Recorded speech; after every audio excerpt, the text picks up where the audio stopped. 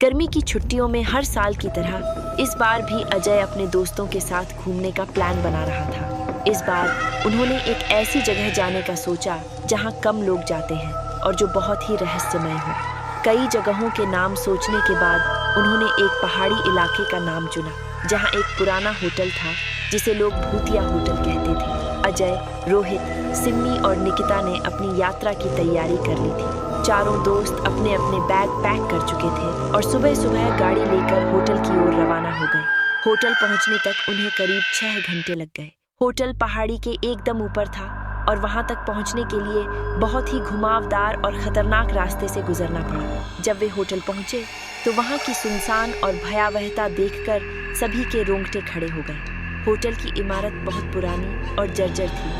Hotel के चारों तरफ घना जंगल था और चारों ओर सन्नाटा पसरा हुआ था। होटल का गेट अपने आप खुला हुआ था और अंदर जाने पर उन्हें वहां एक बूढ़ा आदमी दिखा जो होटल के बारे में बताने लगा। बूढ़े आदमी ने बताया कि इस होटल का निर्माण लगभग 100 साल पहले हुआ था। पहले यह होटल बहुत ही लोकप्रिय था और यहाँ बहुत लोग आते थे, लेकिन कुछ साल पहले यहाँ कुछ अजीब घटनाएं होने लगी। कहते हैं कि इस होटल में एक महिला की आत्मा भटकती है जो अपने साथ यहाँ आने वालों को भी भटकाती है। होटल में ठहरने वाले कई लोग लापता हो गए हैं और उनकी आज तक कोई खबर नहीं मिली। इस कहानी को सुनकर अजय और उसके दोस्तों के मन में डर तो था, लेकिन वे अपनी साहसिक यात्रा को अधूरा नहीं छोड़ना चाहते थे। उन्होंने होटल में रुकने का फैसला किया। होटल में कुल मिलाकर सिर्फ 4 कमरे थे और वे सभी बहुत बड़े और अंधेरे थे। चारों दोस्तों ने एक ही कमरे में रुकने का फैसला किया ताकि किसी को डर न लगे। उन्होंने अपना सामान कमरे में रखा और होटल का निरीक्षण करने निकल पड़े। होटल के गलियारे बहुत ही लंबे और अंधेरे थे, जिनमें चलते समय किसी के पीछे होने का आभास होता था। रात होने तक उन्होंने होटल के बारे में और भी जानकारी जुटाई। होटल के कर्मचारियों ने बताया कि वे भी यहाँ बहुत कम ही रहते हैं और ज्यादातर दिन में ही काम करते हैं। रात को यहाँ रहना बहुत खतरनाक माना जाता है। रात के खाने के बाद चारों दोस्त अपने कमरे में आ गए। कमरे में अजीब सी ठंडक थी, जबकि बाहर का मौसम गर्म था। सभी ने इसे अजीब माना, लेकिन ध्यान नहीं दिया। वे बातों में मशगूल हो गए और थोड़ी ही देर में सोने की तैयारी करने लगे। जैसे ही सब सोने के लिए लेटे, कमरे की लाइट अपने आप बुझ गई। रोहित ने टॉर्च जलाकर देखा तो लाइट का स्विच अपने आप ऑफ हो चुका था। उसने लाइट फिर से ऑन की और सब सोने की कोशिश करने लगे, लेकिन कुछ ही देर बाद दरवाजे पर दस्तक की आवाज आने लगी। अजय ने उठकर दरवाजा खोला, लेकिन बाहर कोई नहीं था। अचानक एक जोर की चीख सुनाई दी। आवाज ऐसी थी जैसे कोई औरत बहुत दर्द में चिल्ला रही है। चारों दोस्त डर गए और कमरे के अंदर छिप गए। उन्होंने खिड़की से बाहर झांक कर देखा, लेकिन वहां कोई नहीं था। अगले दिन सुबह जब वे उठे तो उन्हें अपने कमरे का दरवाजा खुला हुआ मिला।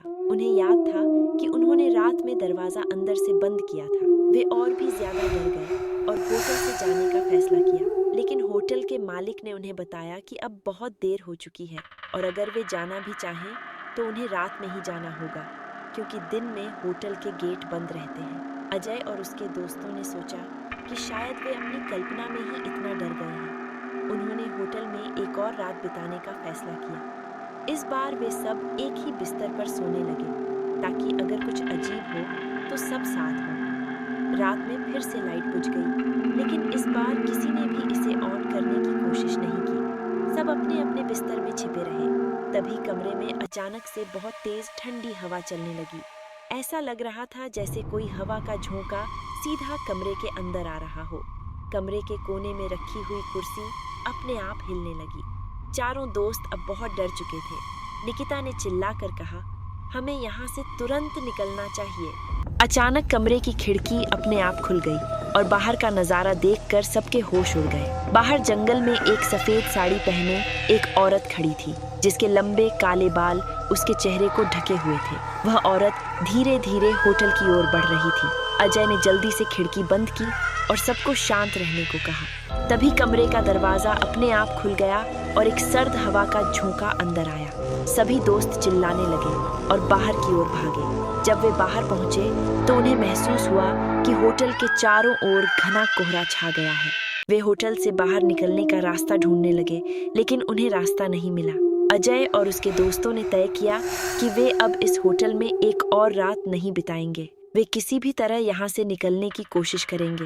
लेकिन जैसे जैसे रात गहराती गई, होटल और भी भयानक होता गया। रात के बीच में अजय की नींद खुली तो उसने देखा कि कमरे में एक अजीब सी रोशनी हो रही है। वह उठा और देखा कि एक छायादार आकृति उनके बिस्तर के पास खड़ी थी। उसने अपने दोस्तों को जगाया, लेकिन किसी ने उसकी बात पर ध्यान नहीं दिया। अचानक वह आकृति कमरे के बीच में आकर खड़ी हो गई और जोर से चिल्लाई। सबकी नींद खुल गई और वे डर के मारे बिस्तर से कूद पड़े। उन्होंने देखा कि वह आकृति धीरे धीरे कमरे से बाहर जा रही है। अगली सुबह जब वे उठे तो होटल के मालिक ने उन्हें बताया कि वह महिला जो होटल में दिखाई देती है, वह दरअसल इस होटल की पहली मालिक थी। उसकी शादी इसी होटल में हुई थी, लेकिन उसके पति ने धोखे से उसे मार दिया था और उसकी लाश को जंगल में फेंक दिया था। तब से उसकी आत्मा इस होटल में भटकती रहती है और यहाँ आने वाले लोगों को भी परेशान करती है। अजय और उसके दोस्तों ने यह कहानी सुनी और वे समझ गए कि जो कुछ भी उनके साथ हुआ वह सब उस महिला की आत्मा का किया धरा था। उन्होंने तुरंत वहां से जाने का फैसला किया और होटल के मालिक से विदा ली। वापस जाते समय अजय और उसके दोस्तों ने यह तय किया कि वे अब कभी किसी भूतिया जगह पर नहीं जाएंगे। यह अनुभव उनके लिए बहुत ही डरावना और रहस्यमय था। उन्होंने सोचा कि शायद इस होटल में भूत प्रेत का वास है और यह सब उनके लिए एक सबक था कि वे इस तरह की जगहों से दूर रहें। इस भूतिया होटल में बिताई हुई रातें उनके जीवन की सबसे डरावनी और खौफनाक रातें थीं। वे सभी इस बात को मान चुके थे कि दुनिया में ऐसी बहुत सी चीजें हैं जिन्हें वे समझ नहीं सकते और न ही उनके बारे में कुछ कह सकते हैं। अजय और उसके दोस्तों के लिए यह यात्रा एक ऐसी कहानी बन गई जिसे वे हमेशा याद रखेंगे और कभी नहीं भूलेंगे।